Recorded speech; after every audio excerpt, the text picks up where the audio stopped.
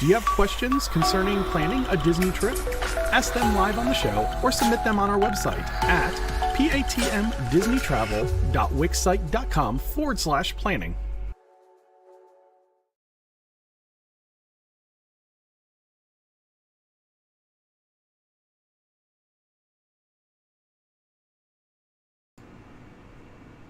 I'm not getting any audio out of that. Where are you at? There we go. Okay. Hey, now it's Matt with the DPI podcast. Kind of in a little bit of a disarray today. Yeah, I texted you multiple times to see if there was a show. Didn't respond. Let me get out of this.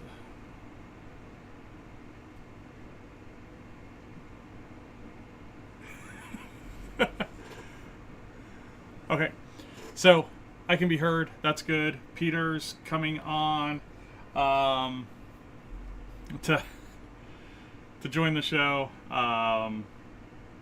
Yeah, we're in all kinds of disarray tonight. I have no monitoring on my sound right now, so hopefully everything sounds good and looks good, and hopefully once we get Peter going, we can figure it out from there. But yeah. Welcome to tonight's show. Welcome to the DPI podcast. It is a technology disaster tonight, and we are going to push through. Happy Thanksgiving.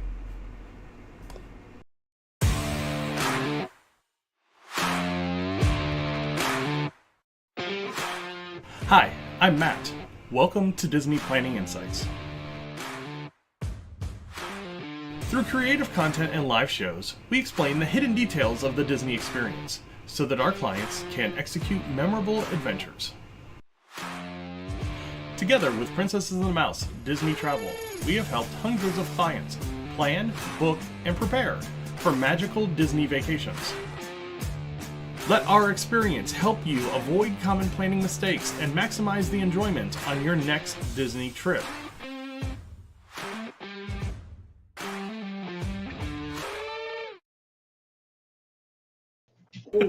Hey, what's going on, everybody? It's Matt with the DPI podcast. I am going to have Peter with Princesses and the Mouse Disney Travel here on soon, and we are going to be talking some Disney news, do a top three. Apparently, technology is not working for anybody today. We have text messages that aren't going through. We have all kinds of stuff that's happening. So it is quite the cluster. Quite the cluster indeed. Yeah, that's weird, because here, I'll show you mine. I don't have anything from, yeah. So,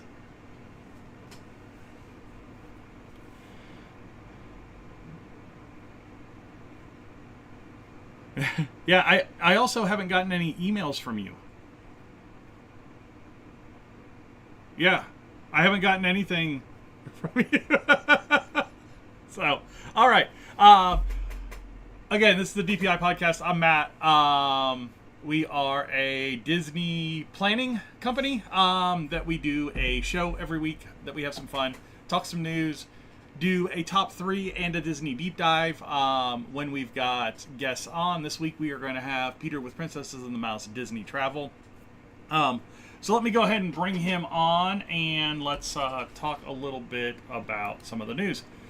Mr. Salvadori, sorry for the chaotic. I guess it's just one of those weeks for us, I guess. Yeah, I was just sitting in my chair. Just got off the phone with a client. Was texting another client whose package is due here shortly, and then all of a sudden I got your text saying, "Are you coming on?" I was like, "I've been asking you for 7 hours."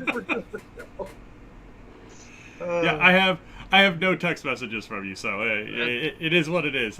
You're here, which is awesome. So let's go ahead. Let's get into the news and talk a little bit of news this week. Not a huge news week by any means.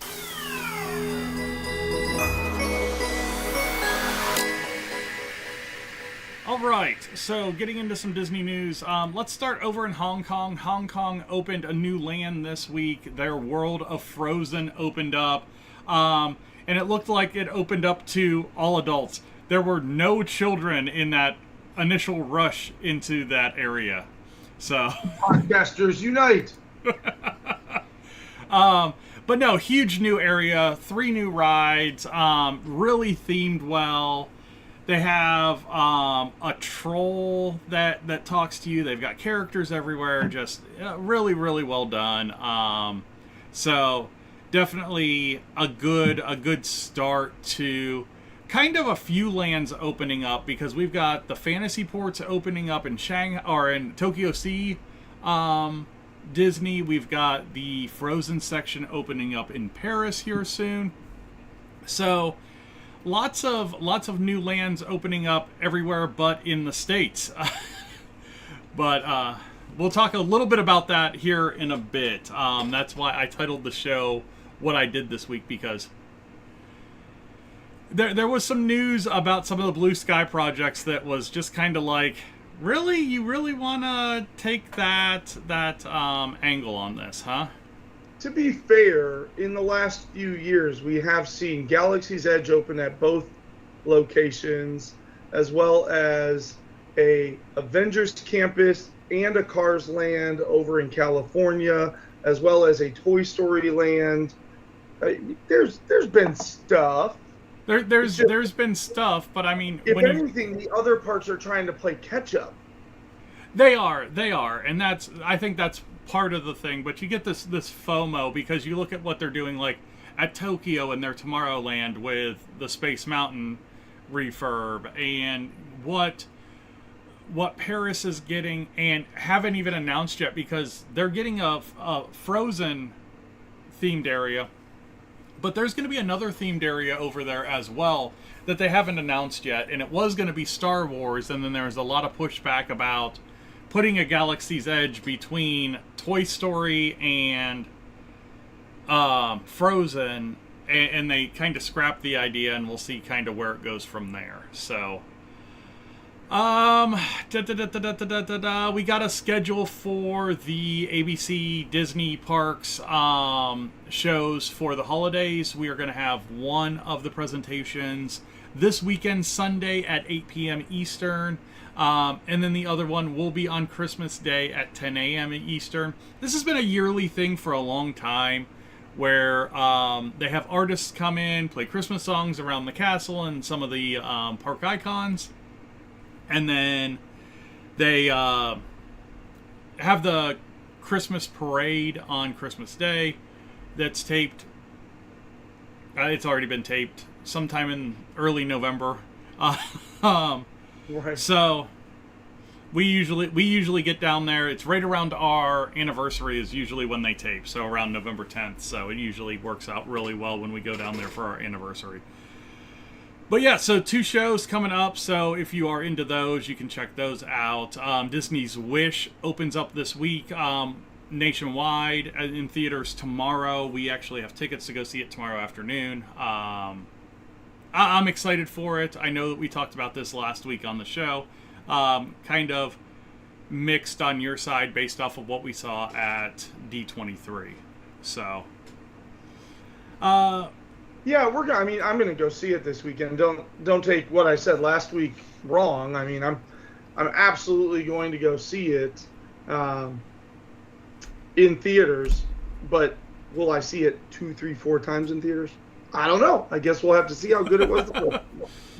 It came through this time, so. Oh, good. Okay.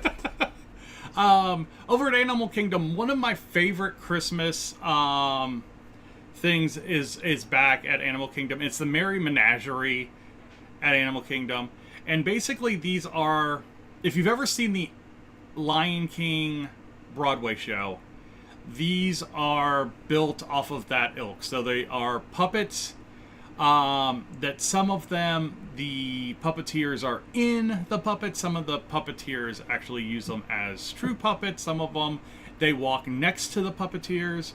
And these are really, really cool Arctic animals, and they're usually found up in between those 2 shops as you're walking up to the Tree of Life on Discovery Island. So, yeah, just really, really cool. They came back yesterday, I think is when I saw it. Yeah, yesterday was their first day back at the parks. And that was something that was announced that they were coming back. Let's see. Over in Paris, this is pretty cool. So they've been kind of playing with drones over there, and of all the parks, that might be the absolute worst to play with drones because the weather's terrible over there a lot. But they are doing a new drone show. So they just finished their 30th anniversary, and they had a great drone show, Disney Delight, there for their 30th anniversary. Now they're going to do the Disney Electrical Sky Parade as a prelude to their fireworks.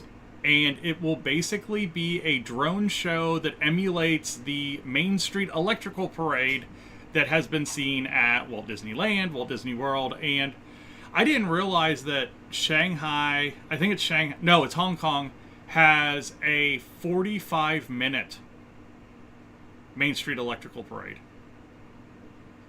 That would be very long. It's very long, and it looks very, very cool.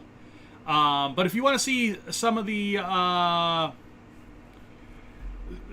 highlights and kind of build up for this show, Scott Gustin's got it over on his Twitter page as part of the Disney Symphony of Colors announcement that Paris did early or at the end of last week, so November 18th. New water short featuring Wish will be presented nightly ahead of World of Color Season of Light at Disney California Adventure Park. Just more media blitz. They have been. I mean, this has been one of the most advertised movies I can ever remember. That's why, that's why last week my lukewarm response to the movie. I mean, what I saw, I was like, I don't know. I was just kind of, what is going on? It's a lot right now. Yeah, and they're just like shoving. Oh my God, wish, did you wish? Yeah, I mean, the wish. They've had the worldwide releases. So you've had DeBose out everywhere, and yeah, it's been a lot. As of last Friday, there were 16 Very Merry Christmas Party dates still available. Now there are only 5. November 28th, December 10th, December 12th, December 14th, and December 15th are the only 5 dates that are available. So I can still go. He's holding out hope. And all of those dates, except for the November date, are $189 a person dates. $179 with discounts. Yeah, no, they're not discountable either. Then why are they $189, $179? I thought they were discountable adult for child. What's that? That's adult price and child price. Really? Yeah, they're not discountable. The discount ends. That's why I kind of ignored it and said no thank you, because the last discountable date is like December 5th or something like that. And then the rest of them are just you pay. Welcome to Thanksgiving week at Walt Disney World. Yesterday, Disney Genie Plus sells out at highest ever price for Magic Kingdom and for Multi-Park, relatively early in the day as well. So if you are down there. Now, granted, there is park reservation availability for every day at every park. But yeah, the reservation system is on its way out. Yeah, but because starting January 9th, you no longer need park reservations if you have either ticketed, so a single day ticket to a single park, a multi-day ticket where you have a date range to use them in, or a ticket that's part of a Disney vacation package where the ticket's going to be used during a hotel stay. AKA, the only people left not on that list are annual pass holders and people that buy the military discount tickets from their base post. And that's just because Disney doesn't know when annual pass holders are going to show up, and Disney does not know when you are going to use that ticket you bought from base post.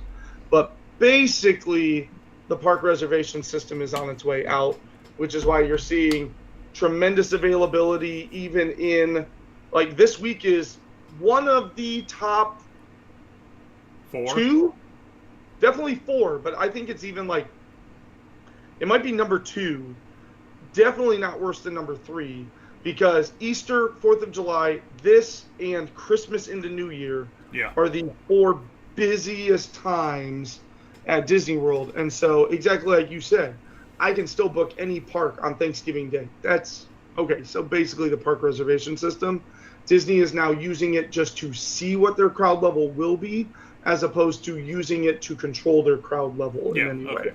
That makes a lot of sense. Right. Yeah. No, if you want to beat your head against a wall on a Disney trip, go between Christmas and New Year's. Wow. It's crazy by like January 3rd, January 4th.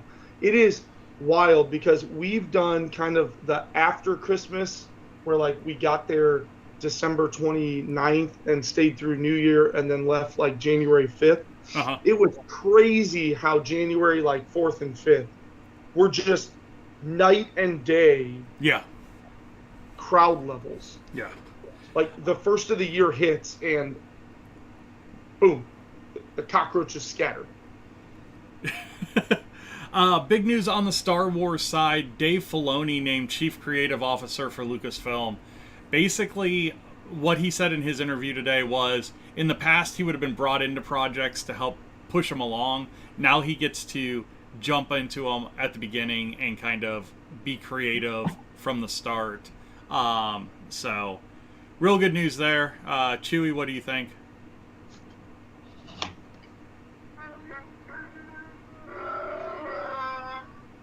That's kind of what I thought as well. I think he said, I mean, he's already doing it anyway.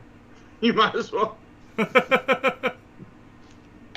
Yeah, he is. He's taken the reins and kind of ushered them into a new era. Yeah, this is the title. The job didn't change. Disney Lorcana booster packs are back available on Amazon. There was a denial of service yesterday, and they kind of stopped selling everything. So, all right, 2 minutes left. Let's get into the news that I made the headline this week, and it was basically. Let's get into Lorcana. Let's talk more about Lorcana. Okay, talk about Lorcana. Yeah, and what you missed is not in the large vendors, but at your local game shops. You can also, it might already be too late, but starting last Friday, you could buy Series 2 is now out.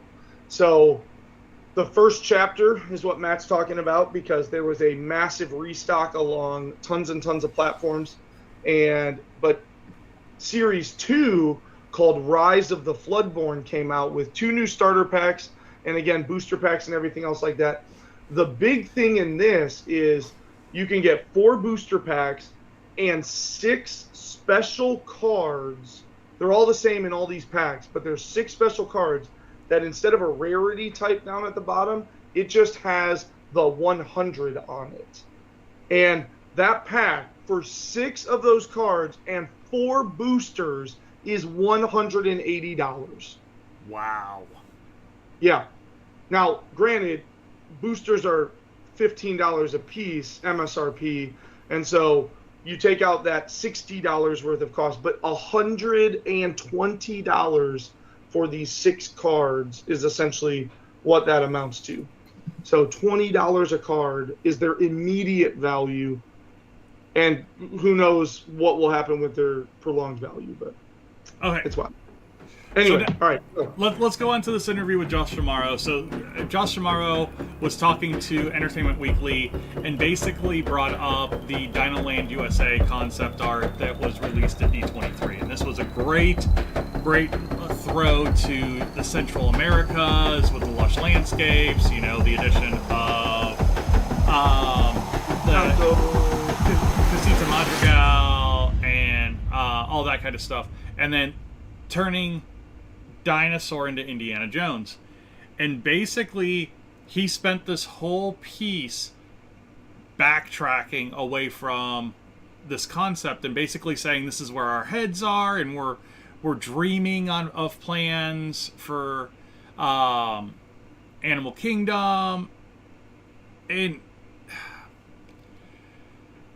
when we think about the last couple of Blue Sky projects that they've released, so they released that big, like, Beyond Thunder Mountain Blue Sky project a couple of years ago, and then they released this one this year, and they've basically just said, maybe not, you know, it's really cool to put this art together, but, you know, it's probably not going to happen, type stuff.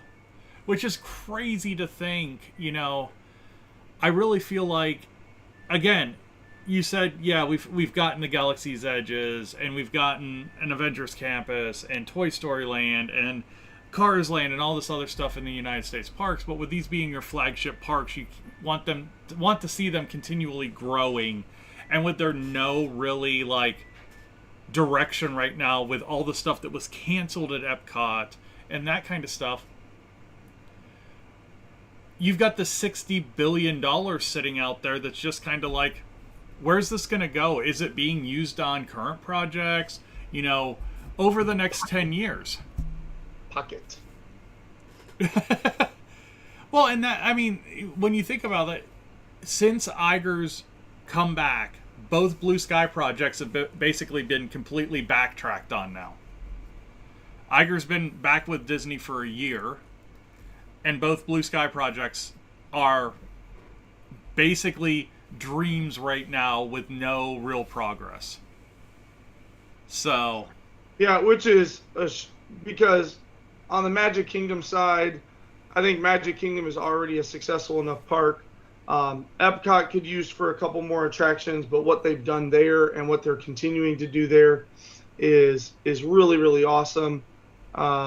Hollywood Studios obviously got a massive boost of attendance by adding in the Toy Story, redesigning the movie ride, and adding in Galaxy's Edge. Animal Kingdom since Pandora has had nothing. And on top of that, that Dino Land area is just an absolute eyesore that just stands out from the rest of what Disney is. You know, yeah.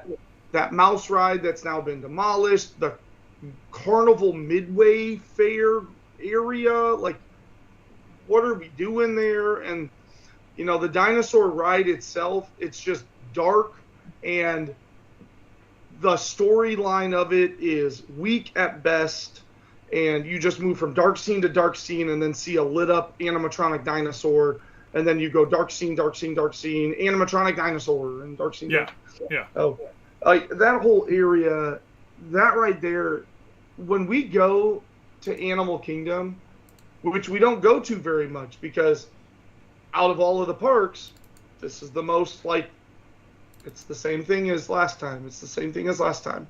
I haven't walked in Dino Land in probably like 5 years because there's nothing in there that I care about. Yeah.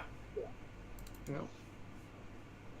Yeah, and I think that's the issue. But to me, it's more of you've taken two D23s to kind of put out these plans for nothing, and now you've got this huge D23 coming up in Anaheim next year, where I feel like I have this feeling that it's going to be like this huge, this is what we're doing, you know, you get a land, and you get a land, and you get a land, you know, they're renting out the stadium where the Ducks play, and all this kind of stuff, and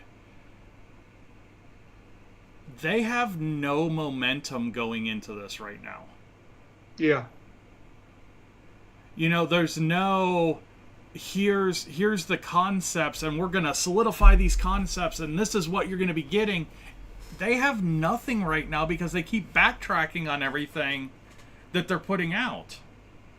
You know, we've heard nothing about the addition of Pandora to Disneyland. We've heard nothing about the new ride at Avengers Campus in Disneyland. We've heard nothing about the Blue Sky projects other than backtracking and moving pieces around.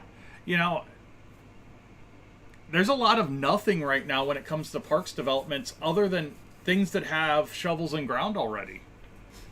And a lot of those are wrapping up in the next year. So, yeah, not a lot of momentum right now. But that's the news. Anything on the travel side that you're seeing, hearing? Just new deals are kind of out and around. I think you mentioned last week the new one that extended into basically all the way through the middle of next year. You can start getting package rates and deals. And there's some other ones, like little ones popping up. Like there wasn't a January one available outside of being a pass holder, and now there's, or outside of being a Florida resident, I should say. And now there's two. There's just a 25% off deal and a pass holder 35% off deal. So there's deals and discounts available.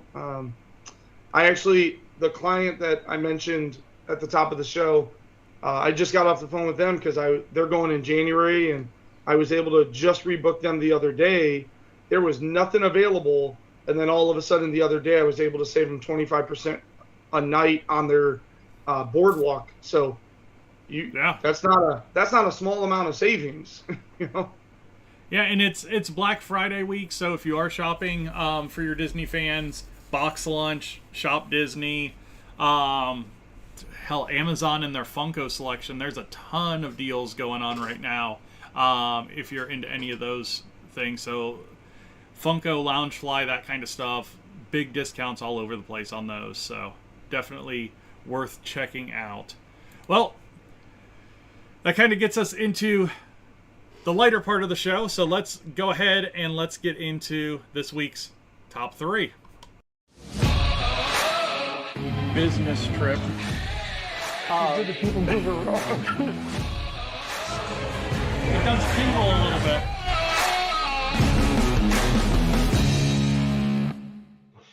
Hey everyone, it's Matt with the DPI podcast. Over on the other screen, I have got Peter with Princesses and the Mouse Disney Travel, and it is DPI Top 3 time. If you're new here, this is our ranking show where we are going to pick a random category here in a second, and we are going to get 20 seconds to give you our top 3 or bottom 3. If you have been here before, obviously you're here for that, and thanks for coming back, because that is kind of scary. So let's go ahead and let's pick out this week's category. And this week's category is going to be number 17. Number 17. Things you're thankful for. Oh, wow. How cool would that be? No, it's not going to be that. It will be... okay, this is a good one. For our food people, our top 3 resort restaurants. It's a good one. Yeah. You got 20 seconds. Thinking about taking a trip to Disneyland, Disney World, maybe a Disney cruise, or one of the other amazing Disney destinations? Contact me at Princess of the Mouse, and I'd love to work with you on your itinerary to the most magical places in the world. You can contact Princesses and the Mouse Disney Travel on Facebook at PATM Disney Travel. This is a good one. I've got about 5 or 6 that I'm Yeah, I wrote down 3, but I know that 3 of them are, like, they're all going to be on yours as well. So I'm just may or may not be, like, searching for dining reservations with the filter not in parks. All right, I'll let you go ahead and go first. It has to be resort option. Resort restaurants. Yeah, see, I want to, like, take one that... No, you go ahead. It's fine if I've got plenty. And really, the ones that I have written down are all my 2 and 1. So yeah, I'm gonna think of a third one. So feel free to go. I'm gonna go ahead and I'm gonna go with one that we went to when we went in September, and I'm gonna start out with Citrico's at the Grand Floridian. Now I can't eat fish, so Narcoossee's is completely out for me as far as an option when we go to the Grand Floridian. But Citrico's is a fantastic option over at the Grand Floridian, and it has a pretty varied menu. I had a vegan rigatoni when we were there the last time. Shannon had a steak. You were so dehydrated and tired that I don't even know if you remember what you had. um, but yeah, it was really, really good food. Shannon and I have eaten there a couple of times. I had a chicken dish the last time we were there that was really good as well. Really good quality food, great setting. They just redid it to like a Mary Poppins theme in the restaurant, brightened it up quite a bit, and just really, really, really good food. Not terribly difficult reservations to get either, because it's kind of like the third tier restaurant at Grand Floridian. When you have Victoria and Albert's and Narcoossee's there as well. But no, just really, really solid food, good pricing, relatively easy to get a reservation. Right outside the parks, we were able to just monorail over, have a meal there, and then we ended up going to Trader Sam's afterwards. So yeah, just really, really good place to kind of figure out that meal. So my number 3 is going to be Citrico's at the Grand Floridian. Peter, what's your number 3? Well, it could be my number 3. It could be my number 1. It gets a lot of love on this show, and so I'm just going to go ahead and just keep giving it love. So I'm going to go with number 3 because I feel like the ones that I have listed are better than this in different ways. But I'm just going to go ahead and I'm going to start with Topolino's Terrace, and it is definitely one of my top 3. Yeah. Right, it is resort restaurants. It is definitely in my top 3. And like I said, I've got other ones for 2 and 1 to kind of play off of what you do. And heck, Topolino's might have made it on for you as well. But what sets Topolino's apart, it's at Riviera Resort. It is on the top floor of the tower at Riviera Resort. And so you have this beautiful view where you can step out onto these terraces and you can see all the way over to Hollywood Studios. You can see all the way over to Epcot. You can even in the distance, if you look off the left side of the balcony, you can see all the way up to Magic Kingdom. And so it's just a really, really great bird's eye view of a lot of places. You're looking down on the pool area in the Caribbean Beach Resort, and the breakfast is fantastic. One of my top 3 breakfasts on property. And to top it all off, the breakfast is absolutely fantastic. And I have a character dining there as well. Mickey, Minnie, Donald, and Daisy in these unique outfits inspired by the creativity of the French Riviera. And I know we've talked a lot about it, so I'm not going to linger on this too much. It does turn into a very fine dining Italian restaurant at night. And so also another reason to go back there. The breakfast reservation is one of the hardest 3 reservations to get on property, and the dinner reservations are much easier to come by. So Topolino's for the atmosphere, Topolino's for the character breakfast, Topolino's for the fantastic food. All in all, it is a great resort restaurant. Let's go on to Matt's number 2. Number 2. Before I get to my number 2, if you've got a top 3 for this category, resort restaurants, definitely put it in the chat. Shannon already has. Hers are Grand Floridian Cafe, Trattoria Al Forno, and California Grill. Why would you give hers before we give ours? Because it's nice to give the chat some love. Because they may or may not be in our top 3, so... You know damn well that one of those is in your top 3. All 3 of them could have been in my top 3, but... But no, in the chat, put it in the comments, or if you have an idea for a top 3 category, our website's below right now, patmdisneytravel.wixsite.com/planning. If you go to the top right-hand corner of the website, there is a text box where you can put in your idea for a top 3, and we may do it on the air. It's all random, and we just kind of put them in as we go out. So do that if you want to. But my number 2, man, I've got like 3 right now that I'm just kind of like, yeah, these are all really, really good. So Pick I'm going to go with Trattoria Al Forno. I already crossed it off on my list for the record. I'm like, Matt's gonna get that one. And it's funny because we don't do a lot of like lunch and dinner dining in the resorts for the most part. But for breakfast, Trattoria has a fantastic breakfast. I'd wish they would get the characters back, but I love that they don't right now because it makes it a super affordable, really good breakfast over at the boardwalk. So yeah, it's an Italian flair breakfast and has some staples, your pancakes, eggs, that kind of stuff. But you know, when we went on our trip in September, you got the breakfast pizza that they have. I got the Italian omelet, the caprese omelet that they have. So really two of their kind of Italian highlight items. You can get like an Italian strip steak for breakfast as well. So just really, really good options there. A great place to get a super early reservation and still make it for early magic hours at Epcot, just walking in that back entrance.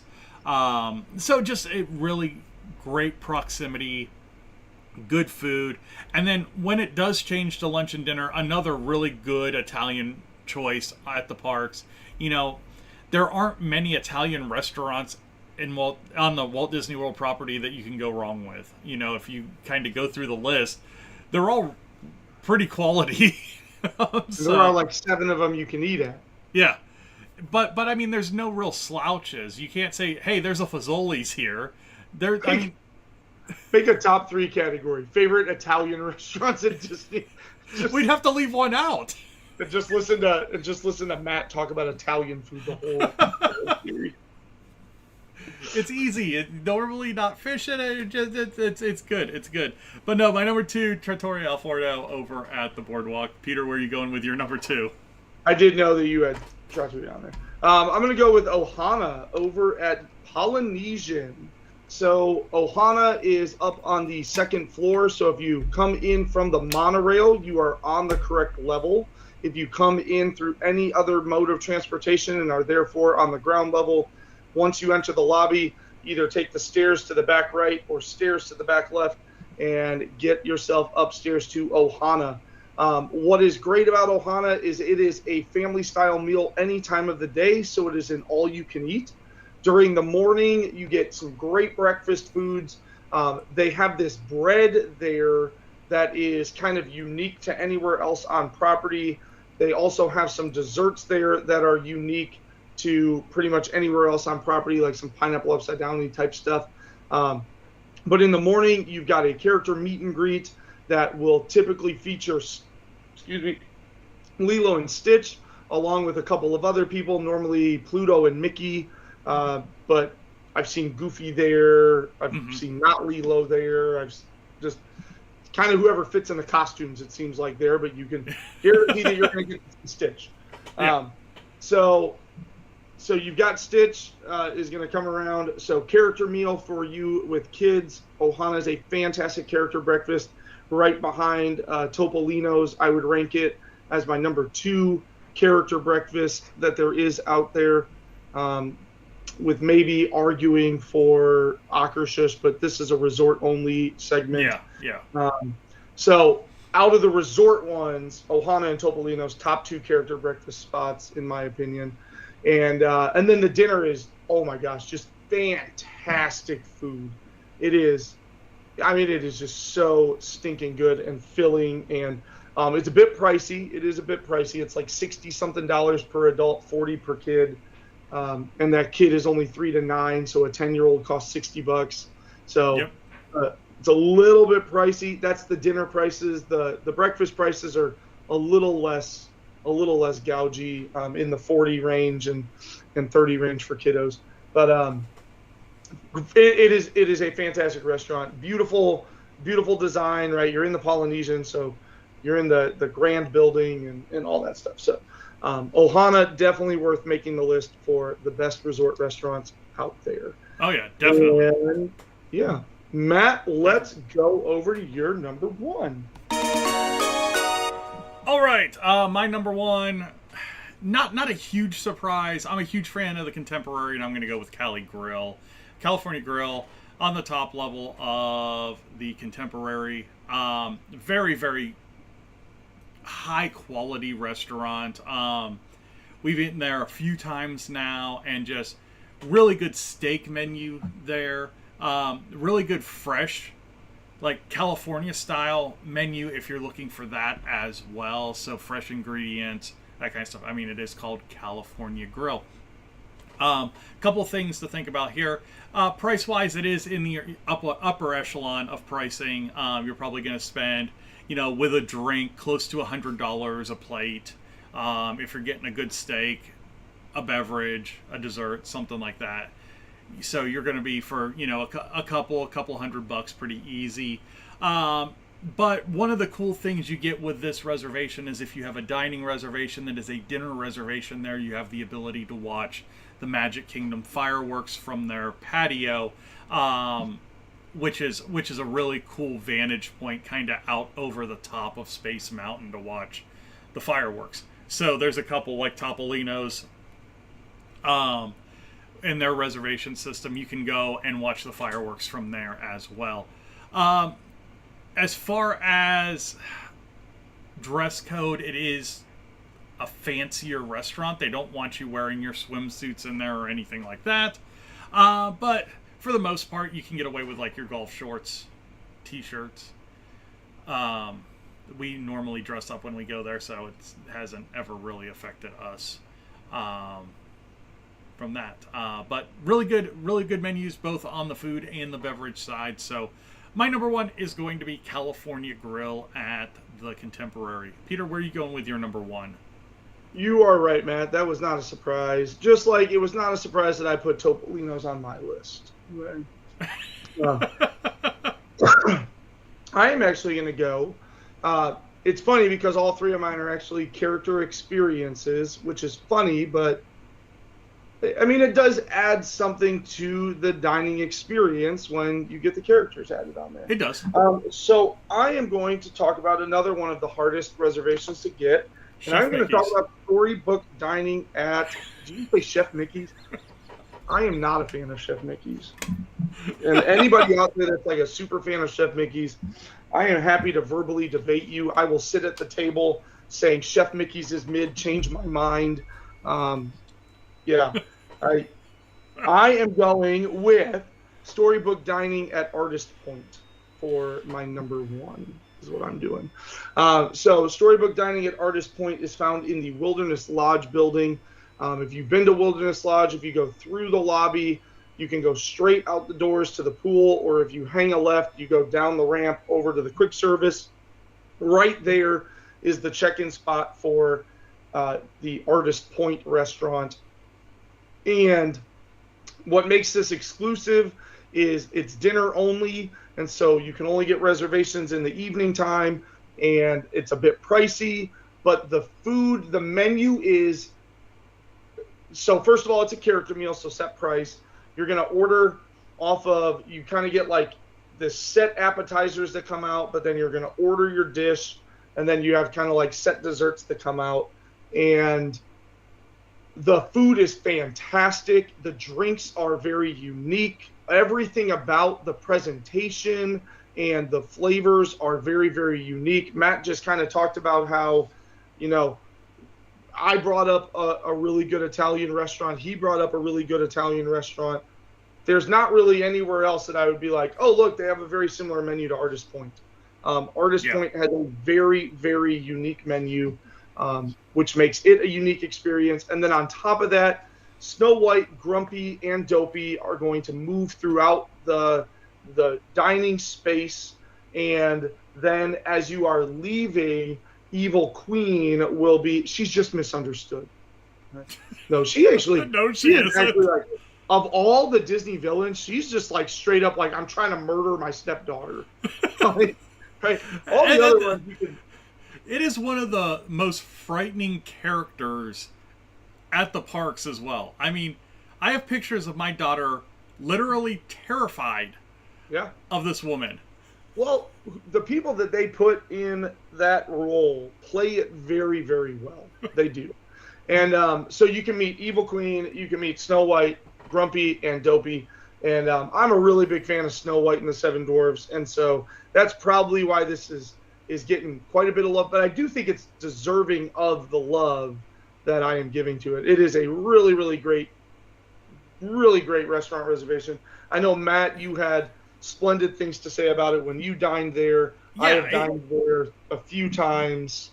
I mean, the big thing that I would say is it's very unique. You have to go in there and just kind of have an open mind on the flavors, because there are some very, very unique flavors with the meal. You can find some pretty standard entrees, but when it comes to that appetizer and the dessert trays that they come out, there's some pretty new flavors and pretty new flavor combinations that you probably haven't had before.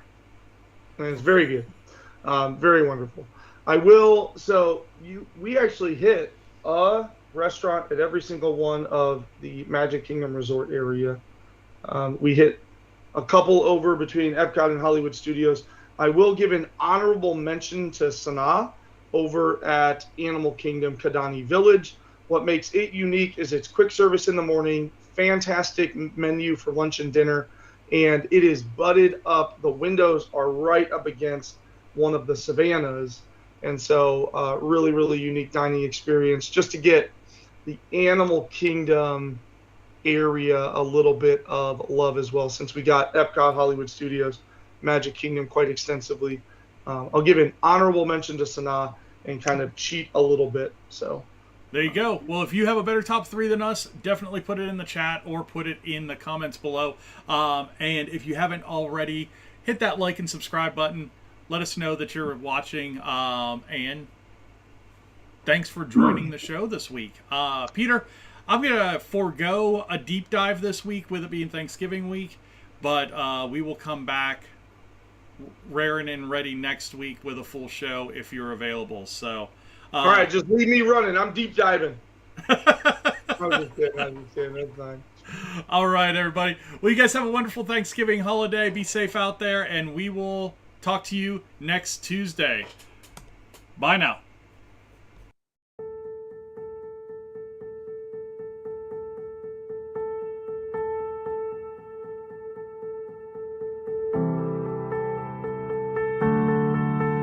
Hey, we had Peter with Princesses and the Mouse Disney Travel join us tonight. We had news and a top 3 of our favorite resort restaurants. Check those out in their entirety.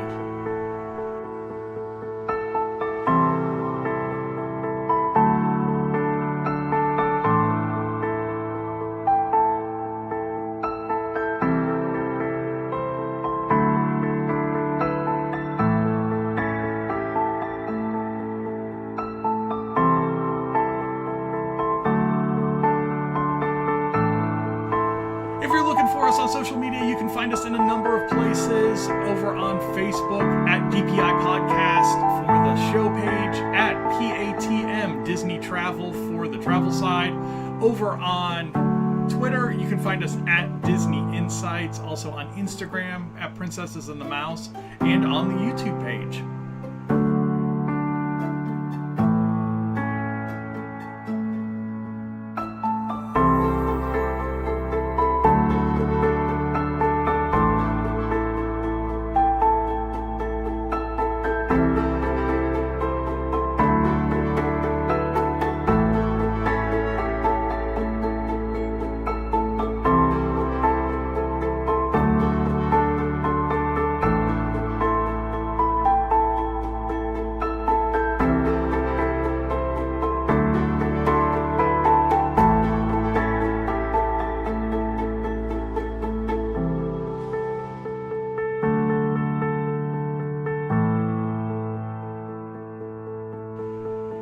Thank you all for watching, listening, liking, sharing, everything that you do to support the show. Have a wonderful Thanksgiving weekend, and we will see you next Tuesday. Bye now.